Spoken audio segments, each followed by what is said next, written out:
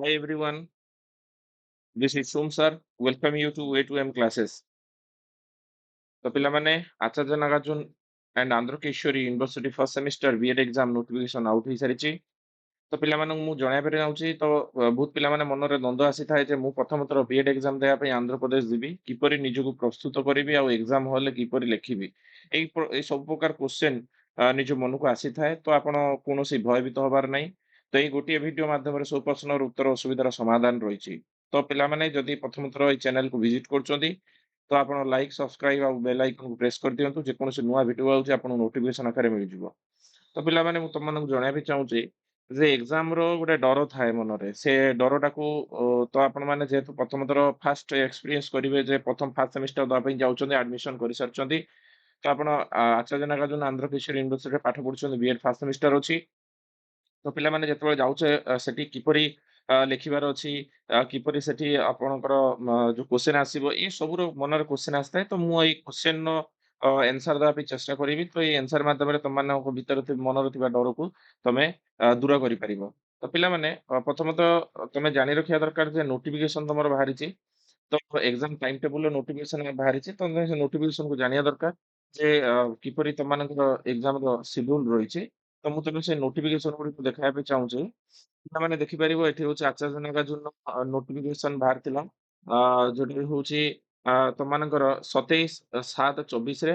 ଆଉ ତମମାନଙ୍କର ଆନ୍ଧ୍ରକେଶ୍ୱରୀ ବି ନୋଟିଫିକେସନ ଆସିଥିଲା ସେମ୍ ଡେଟ୍‌ରେ। ନା ସରି, ତମର 25/7/24 ରେ ଆସିଥିଲା। ତ ଏଇ ହଉଛି ତମର ନୋଟିଫିକେସନ ଦେଖିପାରିବ। ଆନ୍ଧ୍ରକେଶ୍ୱରୀର ଟାଇମ୍ ଟେବୁଲ ରହୁଛି ତମମାନେ ଦେଖିପାରିବ। 2ଟା ପିଏମ୍ ରୁ 5ଟା ପିଏମ୍ ରହୁଛି ଯୋଉଟାକି ଫାଷ୍ଟ ଟୁ 3 ପେପର। ତମମାନେ ଜାଣିଥିବ ଫାଷ୍ଟ ସେମିଷ୍ଟରରେ ଯୋଉମାନେ ଏକ୍ସାମ ଦେବା ପାଇଁ ଚାହୁଁଛ, ତମର 5ଟା ପେପର ଅଛି ଏକ୍ସାମ ଦେବା ପାଇଁ ଆଉ ଗୋଟେ ପ୍ରାକ୍ଟିକାଲ ରହିଛି। 5ଟା ପେପର କଣ ରହିଛି? ତମ ଫିଲୋସଫିକାଲ ଫାଉଣ୍ଡେସନ ଅଫ ଏଜୁକେସନ ରହିଛି, ପର୍ସପେକ୍ଟିଭ ଇନ୍ ଚାଇଲ୍ଡ ଡେଭଲପମେଣ୍ଟ ଯୋଉଟାକି ସିଡିପି କହୁଛନ୍ତି, ଇନଫରମେସନ କମ୍ୟୁନିକେସନ ଟେକ୍ନୋଲଜି ଆଇସିଟି କହୁଛନ୍ତି। ଏ ହଉଛି କମ୍ପଲସରି ସବଜେକ୍ଟ ସବୁ ପିଲାମାନଙ୍କ ପାଇଁ, ଯୋଉଟାକି 3ଟା ପେପର ରହୁଛି, ଯୋଉଟାକି ତମର ହଉଛି ଫୁଲ ମାର୍କ ହଉଛି 100। ଯେହେତୁ ତମର ଇଣ୍ଟରନାଲ କଲେଜ କଣ୍ଡକ୍ଟ କରିଦଉଛି ବା ଇଣ୍ଟରନାଲ ମାର୍କ 20 ତମର ଅଲରେଡି ମାନେ ହେଇସାରିଲାଣି ବା ତୁମର ଯୋଉଟାକି କଣ୍ଡକ୍ଟ ହେଇଯାଇଥିବ। ଏଇଟା ହଉଛି ତୁମର ଥିଓରି ଏକ୍ସାମଟା, ଯୋଉଟାକି ହଉଛି ତମର ସେମିଷ୍ଟର ଏକ୍ସାମଟା। ଇଣ୍ଟରନାଲ ବାଦେ ତମମାନଙ୍କର ରହୁଛି କେତେ ନା 80 ମାର୍କ ରହୁଛି। 80 ମାର୍କ ପେପର ଗୁଡାକ ତମର ହଉଛି 3 ଆୱାର ରହିବ, ଯୋଉଟାକି ହଉଛି 2 ଟୁ 5 ପିଏମ୍ ପର୍ଯ୍ୟନ୍ତ ରହୁଛି। ଆଉ ତାପରେ ତମର ଯୋଉ ପେଡାଗୋଜି ପେପର ରହୁଛି, ତମର ଯୋଉମାନଙ୍କର ଆର୍ଟସ ପିଲା ସେମାନଙ୍କର ସୋସିଆଲ ସାଇନ୍ସ ଆଉ ଇଂଲିଶ ରହୁଛି ଦେଖିପାରିବ। ଯୋଉମାନଙ୍କର ପିସିଏମ୍ ପିଲା ସେମାନଙ୍କର ମ୍ୟାଥମେଟିକ୍ସ କି ଫିଜିକାଲ ସାଇନ୍ସ ରଖୁଛନ୍ତି। ଆଉ ଯୋଉମାନେ ବାୟୋଲୋଜିକାଲ ସାଇନ୍ସ ପିଲା ସେ ବାୟୋଲୋଜିକାଲ ସାଇନ୍ସ କିମ୍ବା ଫିଜିକାଲ ସାଇନ୍ସ କିମ୍ବା ବାୟୋଲୋଜି ୱିଥ୍ ଇଂଲିଶ ସେମାନେ ରଖୁଛନ୍ତି।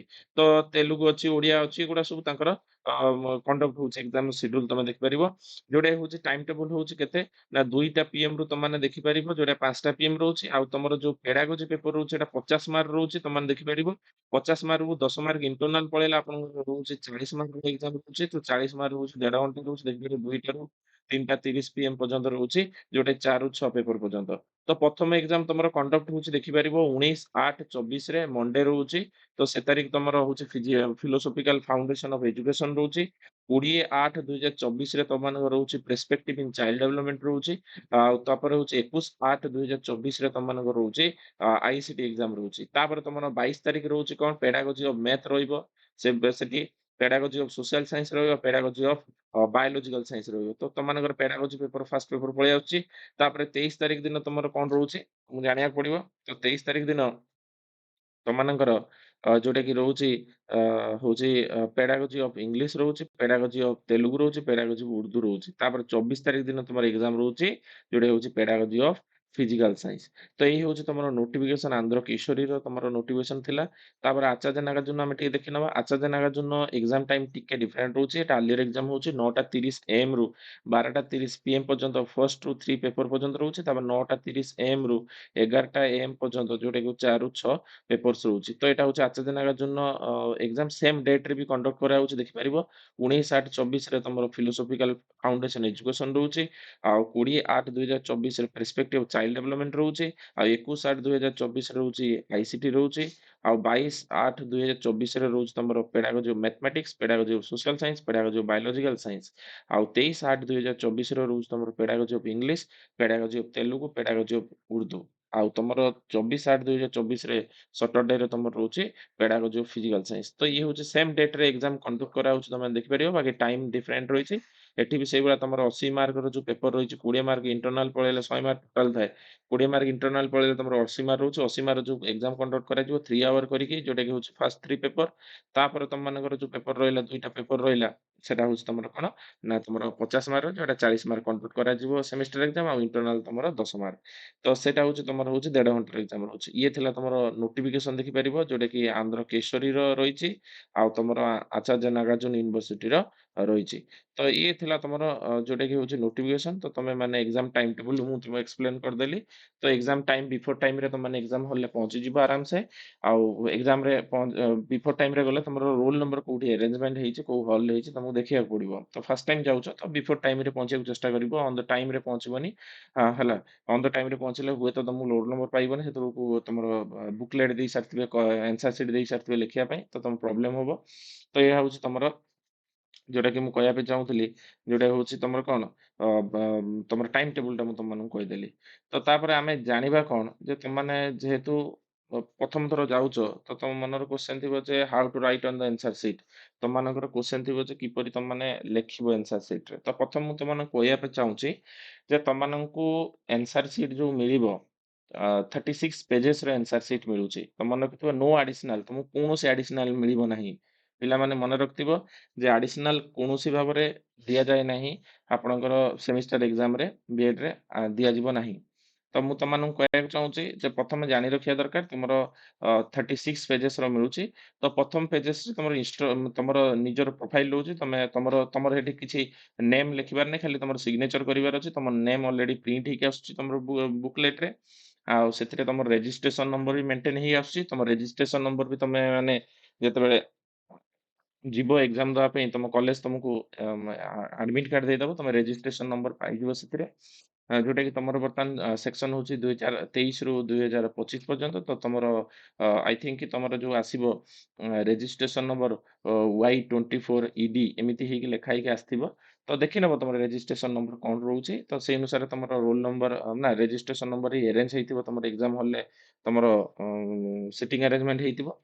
ତ ସେ ଅନୁସାରେ ତମମାନେ ଜାଣିବା ଦରକାର, ତମର ଯୋଉ ଆନ୍ସର ସିଟ୍ ଆସୁଛି, ବୁକଲେଟ୍ ଆସୁଛି, ସେ ବୁକଲେଟରେ ତମମାନଙ୍କର ପ୍ରଥମତଃ ନେମ୍ ରହୁଛି, ତମର କୋଉ ଏକ୍ଜାମ ରହୁଛି, ସେଦିନ ଡେଟ୍ ରହୁଛି, ଏସବୁ ଅଲରେଡି ପ୍ରିଣ୍ଟେଡ ହେଇକି ଆସିଥିବ, ତମକୁ ସିଗ୍ନେଚର କରିବାର ଅଛି। ତା ସେକେଣ୍ଡ ଟର୍ନ ଓଭର କରିସାରିଲା ପରେ ତ ତମର ସେ ପେଜରେ ଅଧା ପେଜ ତମର ସରି, ସେ ପେଜରେ କିଛି ଇନଷ୍ଟ୍ରକ୍ସନ ରହୁଛି, ଯୋଉଟା କି ତମର 36 ତମର ଟୋଟାଲ ପେଜେସ୍ ରହୁଛି। ତ ତା ବାଦ କି ତମର ଇନଷ୍ଟ୍ରକ୍ସନ ବାବଦରେ ଯୋଉଟା କି ତମର କିଛି ପେଜେସ୍ ପଳେଇଲା, ତାପରେ ଗୋଟେ ପେଜେସ୍ ର ତମର ଅଧା ରହୁଛି। ସେଇଭଳିଆ କରିକି ତମକୁ 18 ପେଜେସ୍ ପର୍ଯ୍ୟନ୍ତ, ପାଖାପାଖି 18 ପେଜେସ୍ ପର୍ଯ୍ୟନ୍ତ ତମର ରହୁଛି ରୋଲିଂ ପେପର ରହୁଛି, ଗାର ପକା କାଗଜ ରହୁଛି। ତ ତମେ ସେଠିକି ଗାର ପକା ପର୍ଯ୍ୟନ୍ତ ତମର 18 ପେଜେସ୍ ଲେଖିପାରିବ। ଆଉ ବାକି ଯେତିକି ରହିଲା ତମର ପେଜେସ୍ ବ୍ଲାଙ୍କ ପେଜେସ୍ ରହିଲା, ସେଇଟାକୁ ଆଡିସନାଲ ଭାବରେ ତମର ଏଡ୍ କରାଯାଇଛି ସେଇ ବୁକଲେଟ୍ ଦିହରେ। କୌଣସି ଆଡିସନାଲ ଏକ୍ସଟ୍ରା ଦିଆଯିବନି, ଯେତିକି ପେପର ମିଳି ସେତିକିରେ ଲେଖିବ। ତ ଚେଷ୍ଟା କରିବ ଯେ ସେତିକିରେ ଲେଖିବା ପାଇଁ। ଆଉ ଦ୍ୱିତୀୟ କଥା ହଉଛି କଣ ନା, ତମର ଯୋଉ ବ୍ଲାଙ୍କ ପେଜେସ୍ ରହୁଛି ସେଟା ଆଫ୍ଟର ଦ 18 ପେଜେସ୍ ରୁ ଷ୍ଟାର୍ଟ ହେଇଯାଉଛି till to the 36 number pages ପର୍ଯ୍ୟନ୍ତ। ତ ତମକୁ ଟୋଟାଲ ଲେଖିବାର ଅଛି କେତେ ପେଜ, ତମ ଜାଣିବା ଦରକାର। ଇନଷ୍ଟ୍ରକ୍ସନ କୁ ବାଦ ଦେଲା ପରେ ତମକୁ ଟୋଟାଲ ଲେଖିବାର ଅଛି ଯୋଉଟା କି ହଉଛି 34 ପେଜେସ୍ ତମକୁ ଲେଖିବାର ଅଛି। 34 ପେଜେସ୍ ତମକୁ ଲେଖିବାର ଅଛି ଫୁଲ ଭାବରେ। ଲେଖିଲେ ତମେ ଆନ୍ସର ସିଟ୍ ଦଉଛ। ବାକି ତମେ ତମର ଲେଖା, ତମର ଯୋଉ କ୍ୱେଶ୍ଚନ ଆସିଥିବ ସେ ଅନୁସାରେ ତମର ରାଇଟିଂ ରହିବ, ସ୍ପିଡ ବି ରହିବ। ସେ ଅନୁସାରେ ତମର କେତେ ରିକ୍ୱାରମେଣ୍ଟ ଅଛି ତମକୁ ଜାଣିବାକୁ ପଡିବ। ତ ତମକୁ ତମକୁ କହିବି ଦଉଛି ଯେ ତମକୁ ଲେଖିବାର ପ୍ରୋସେସ ମୁଁ ବତେଇ ଦଉଛି। ଦେଖ, ତମର ଯଦି କମ୍ପଲସରି ସବଜେକ୍ଟ ରହୁଛି, ଯୋଉଟା କି ଫୁଲ ମାର୍କ ରହୁଛି 100, ଆଉ 100ରେ ଫୁଲ ମାର୍କ ଯୋଉ ରହୁଛି, ଇଣ୍ଟରନାଲ 20 ମାର୍କ ବାଦ ହେଲା ପରେ 80 ମାର୍କ ରହୁଛି। ତ 80 ମାର୍କ ଯୋଉ କ୍ୱେଶ୍ଚନ ରହୁଛି ତମର, ତା ଦେହରୁ ତମର ଆସିବ ଲଙ୍ଗ କ୍ୱେଶ୍ଚନ ଆସିବ ଯୋଉଟା କି 15 ମାର୍କ, ଆଉ ତମର 5 ମାର୍କିଆ କ୍ୱେଶ୍ଚନ ଆସିବ ରେଷ୍ଟ ଅଫ ଦ। ତମକୁ କିପରି କ୍ୱେଶ୍ଚନ ଆସୁଛି ମୁଁ କହିଦଉଛି। ବାକି 80 ମାର୍କ କ୍ୱେଶ୍ଚନ କିପରି ଆସିବ ନା, 80 ମାର୍କରେ ତମର ଦୁଇଟା ତମର ଲଙ୍ଗ କ୍ୱେଶ୍ଚନ ଆସୁଛି, ଯୋଉଟା କି ଅପସନ ଦେଇଥିବ। 4ଟା କ୍ୱେଶ୍ଚନ ଆସିଥିବ, ତା ଦେହରୁ 2ଟା କରିବାର ଅଛି। ତ 4ଟା ଯୋଉ ଲଙ୍ଗ କ୍ୱେଶ୍ଚନ ଆସିଥିବ, 2ଟା କରିବାର ଅଛି। ସେଟା ହଉଛି କଣ ନା, ତମକୁ ଅ ହଉଛି 15 ମାର୍କ କରିକି। ତ 15 ମାର୍କ ହେଲା ବେଳକୁ 30 ମାର୍କ ହେଇଯାଉଛି। ତାପରେ ତମର ରହିଲା କେତେ ନା, ଆଉ ତମର ରହିଲା କେତେ ନା 50 ମାର୍କ ରହିଲା। 50 ମାର୍କ ରହିଲା, ତମର 5 ମାର୍କିଆ କ୍ୱେଶ୍ଚିନ୍ ଆସିବ, ଯୋଉଟାକି ହଉଛି 20 ଟା କ୍ୱେଶ୍ଚିନ୍ ଆସିବ, ତା ଦେହରୁ 10 ଟା କରିବାର ଅଛି। ତ ତୁମର 10 ଟା କଲେ ତମର ହେଇଯାଉଛି କେତେ? 5 10 50 ହେଇଯାଉଛି, 50 ମାର୍କ ହେଇଯାଉଛି। 50 ଇଏ 30 ମିଶିଲା ବେଳକୁ ତମର 80 ମାର୍କ ହେଇଯାଉଛି। ହେଲା? କି ମୁଁ ଜାଣିବାର ଅଛି ଯେ ତୁମର ପ୍ରତ୍ୟେକ 5 ଟା ୟୁନିଟ୍ ରହୁଛି, 5 ଟା ୟୁନିଟ୍ ରୁ ହିଁ ତମର କ୍ୱେଶ୍ଚିନ୍ ଆସିବ। ସବୁ ୟୁନିଟ୍ ରୁ କ୍ୱେଶ୍ଚିନ୍ ଆସେ। ତ ତମକୁ ସେ ଅନୁସାରେ ପ୍ରିପେୟାର ହେଇକି ଯିବାକୁ ପଡିବ। ତମକୁ ବୁକ୍ସରେ ଯୋଉ ୟୁନିଟ୍ସ ଦେଇଥିବେ, ତମକୁ ଟିଚର ଯୋଉ ପଢେଇଥିବେ, ସେଇ ୟୁନିଟ୍ସ ଅନୁସାରେ ତମକୁ ପଢିକି ଯିବାକୁ ଅଛି। ତ ସେଇ ଅନୁସାରେ ତମର କ୍ୱେଶ୍ଚିନ୍ ଆସିବ। ତ ତମର ଏଇ ପ୍ୟାଟର୍ନ ହଉଛି ତମର 100 ମାର୍କ ଯୋଉଟାକି 80 ମାର୍କର ତମର ଏକ୍ସାମ୍ ହଉଛି, 20 ମାର୍କ ଇଣ୍ଟରନାଲ ପଳେଇଛି। ତ ତୁମର ସେଇ ଯୋଉ 80 ମାର୍କ ତୁମେ ଆନ୍ସର ଦଉଛ, ସେଥିରେ ତୁମର ହଉଛି କଣ 30 ମାର୍କ ହଉଛି ଲଙ୍ଗ କ୍ୱେଶ୍ଚିନ୍ ରହୁଛି, ଆଉ ତମର 50 ମାର୍କ ହଉଛି ସର୍ଟ କ୍ୱେଶ୍ଚିନ୍ 5 ମାର୍କିଆ। ତୁମର 2ଟା ଟାଇପର ହିଁ କ୍ୱେଶ୍ଚିନ୍ ଆସୁଛି। ଗୋଟେ ହଉଛି 15 ମାର୍କିଆ, ଗୋଟେ 5 ମାର୍କିଆ। ତମକୁ ଲେଖିବାକୁ କିପରି ପଡିବ ସେଥିରେ? ତ ତମକୁ 3 ଘଣ୍ଟା ସମୟ ମିଳୁଛି। ପ୍ରଥମେ ଟ୍ରାଏ କରିବ ଯେ ମୋ ସଜେସନରେ ତମେ ପ୍ରଥମେ ଟ୍ରାଏ କରିବାକୁ ଚେଷ୍ଟା କରିବ ଯେ ଆ ବ ଯୋଉଟାକି ହଉଛି 15 ମାର୍କିଆ ଗୁଡାକୁ ଆଗେ ଲେଖିଦବ। 20 20 ବା 25 25 ମିନିଟ୍ କରିକି ଲେଖିଦବ। ଲେଖି ସାଇଲା ପରେ ତାପରେ ତମେମାନେ କଣ କରିବ ଯେ 25 ମାର୍କର ଲେଖି ସାଇଲା ପରେ ନା ସରି ତମର 15 ମାର୍କର ଲେଖି ସାଇଲା ପରେ 2ଟା କ୍ୱେଶ୍ଚିନ୍‌କୁ ଆଟେଣ୍ଡ କରିସାରିଲା ପରେ ତାପରେ ସର୍ଟ କ୍ୱେଶ୍ଚିନ୍ ଗୁଡାକୁ ଆଟେଣ୍ଡ କରିବ। ଆଉ ସବୁ ଆନ୍ସର ଲେଖିବାକୁ ଚେଷ୍ଟା କରିବ। କୌଣସି କ୍ୱେଶ୍ଚିନ୍ ର ଆନ୍ସର ଛାଡିବନି। କାହିଁକିନା ତୁମକୁ ସେଠି ମାର୍କ ବି ସେଗୁଡା ତମେ ଯଦି ଛାଡିଦବ ଆଟେମ୍ପ୍ଟ ନେଲନି, ତ ସେଇ ଜାଗାରେ ବି ତମର ମାର୍କ କମ ରହୁଛି। ତ ସେଟାକୁ ଦେଖିବ। ଆଉ ଦ୍ୱିତୀୟ କଥା ହଉଛି ଯେତେବେଳେ ତମର 50 ମାର୍କିଆ ଯୋଉ ରହୁଛି ତମର ଅ ସବଜେକ୍ଟ, ସେଥିରେ ତମର କଣ ରହୁଛି ନା ତୁମର 10 ମାର୍କ କଟିଯିବ ଇଣ୍ଟରନାଲ ବାବଦରେ, ଆଉ ତୁମର ରହିଲା 40 ମାର୍କ ଏକ୍ସାମ୍ ଦଉଛ 1.5 ଘଣ୍ଟା ରହୁଛି। ସେଠି ତମର ଗୋଟିଏ 15 ମାର୍କିଆ କ୍ୱେଶ୍ଚିନ୍ ଲେଖିବାର ଅଛି ଲଙ୍ଗ କ୍ୱେଶ୍ଚିନ୍, ଯୋଉଟାକି 2ଟା କ୍ୱେଶ୍ଚିନ୍ ଆସିଥିବ, 2ଟାରୁ ଗୋଟିଏ ଲେଖିବାର ଅଛି। ବାକି ତମର 10ଟା କ୍ୱେଶ୍ଚିନ୍ ଆସିଥିବ 5 ମାର୍କିଆ, ତାର 5ଟା କରିବାର ଅଛି। କାହିଁକିନା ତମର 25 ମାର୍କ ହେଇଗଲା, ଏବାଟେ ତମର 15 ମାର୍କ ହେଲା, ଯୋଉଟାକି ହଉଛି 40 ମାର୍କ ହେଲା ଟୋଟାଲ ଉପରେ। ତ ସେଇ ଦୃଷ୍ଟିରୁ ତମେ ଦେଖିବାକୁ ଗଲେ ତମର ରହୁଛି କଣ?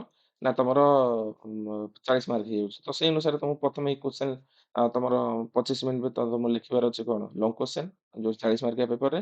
ଆଉ ତମର ରେଷ୍ଟ ଅଫ୍ ଦ ସମୟ ତମକୁ ଲେଖିବାର ଅଛି କଣ? 5 ମାର୍କିଆ, ଯୋଉଟା 5ଟା କ୍ୱେଶ୍ଚିନ୍ ତମର ଲେଖିବାର ଅଛି। ଅପସନରେ ଦେଇଥିବ, ତମେ ଆଇଦର ଅର୍ କରିକି ତମେ ଲେଖିପାରିବ। ହେଲା। ତ ଇଏ ରହୁଛି ତମର କେମିତି ତମେ ଲେଖିବ। ତ ଆରାମସେ ତମେମାନେ ପଢ, ବହୁତ ସମୟ ଅଛି, ପଢ ଆରାମସେ। ଆରାମସେ ଲେଖିପାରିବ ପଢିଲେ। ପଏଣ୍ଟ ୱାଇଜ୍ କରିକି ଲେଖିବ। ଏସେ ଟାଇପ୍ କରିକି ବେଶୀ ଲେଖିବନି। ତମ କ୍ୱେଶ୍ଚିନ୍ ଯୋଉ ରିକ୍ୱାରମେଣ୍ଟ ଥିବ, ସେ ରିକ୍ୱାରମେଣ୍ଟ ବେସିସରେ ତମେମାନେ ପଏଣ୍ଟ ୱାଇଜ୍ କରି ଲେଖିବ। ତ ସବଜେକ୍ଟିଭ ଏକ୍ସାମରେ ଲେଖିବା ଶୈଳୀ ଭଲ ଥିଲେ ତମକୁ ଭଲ ମାର୍କ ମିଳେ। ହେଲା। ତ ଇଏ ରହିଲା। ତାପରେ ତମର ହଉଛି କ୍ୱେଶ୍ଚିନ୍ ପ୍ୟାଟର୍ନ ବି କହିଦେଲି, କଣ କେମିତି ଲେଖିବାର ଅଛି ବତେଇଦେଲି। ଆଉ ବୁକଲେଟରେ ତମର କେତେ ପେଜେସ୍ ରହୁଛି। ତ ତମେ ଦେଖ ସେଠିକାର ପ୍ରୋସିଜର ହଉଛି ତମେ କଣ ତମେ ଯେତେ ଲେଖିବ, ତ ତମେ ଯେତିକି ପେଜେସ୍ ଫିଲ୍ଅପ୍ କରିବାକୁ ଚେଷ୍ଟା କରିବ। ହେଲା। ପେଜେସ୍ ଯେତେ ଟିକେ ଫିଲ୍ଅପ୍ କରିବାକୁ ଚେଷ୍ଟା କରିବ, ଆଉ ପଏଣ୍ଟ କରିକି ଭଲ ଲେଖିବାକୁ ଚେଷ୍ଟା କରିବ, ବଢିଆ ମାର୍କ ରହିବ। କିଛି ଅସୁବିଧା ନାହିଁ ତମମାନଙ୍କର। ହେଲା। ତ ଇଏ ରହୁଛି ତମର ଯୋଉ ଏନଜାଇଟି ଥିବ ଯଦି ପିଲାମାନଙ୍କର ଯେ ମୁଁ କେମିତି ଲେଖିବି, କଣ କରିବି, ଏସବୁ ଥିଲା ତମର ଏଇ କ୍ଲାସେସର ମୋଟୋ। ଆଉ ପିଲାମାନେ ଜାଣି ରଖିଥିବା ଦରକାର ଯେ ଯେ ମତେ ଏକ୍ସାମର ଗୋଟେ ଭୟ ଥାଏ ଯେ ମୁଁ ଏକ୍ସାମ ଗଲେ ସେଠି କିପରି ଲେଖିବି, କଣ କରିବି, କିପରି କ୍ୱେଶ୍ଚିନ୍ ଆସିବ, କିପରି ତମ ଆନ୍ସର ସିଟରେ ତମକୁ ଲେଖିବାର ଅଛି। ଏ ସବୁ ଏଇ ଭିଡିଓ ମାଧ୍ୟମରେ ତମମାନେ ଜାଣିପାରିଲ। ସେଥିପାଇଁ କୌଣସି ଡରିବାର ନାହିଁ। ତମମାନେ ଆରାମସେ ଏକ୍ସାମ ଦେବା ପାଇଁ ଯାଅ। All the best for your exam. ଆଜି ପାଇଁ ଏତିକି, ରହିଲି।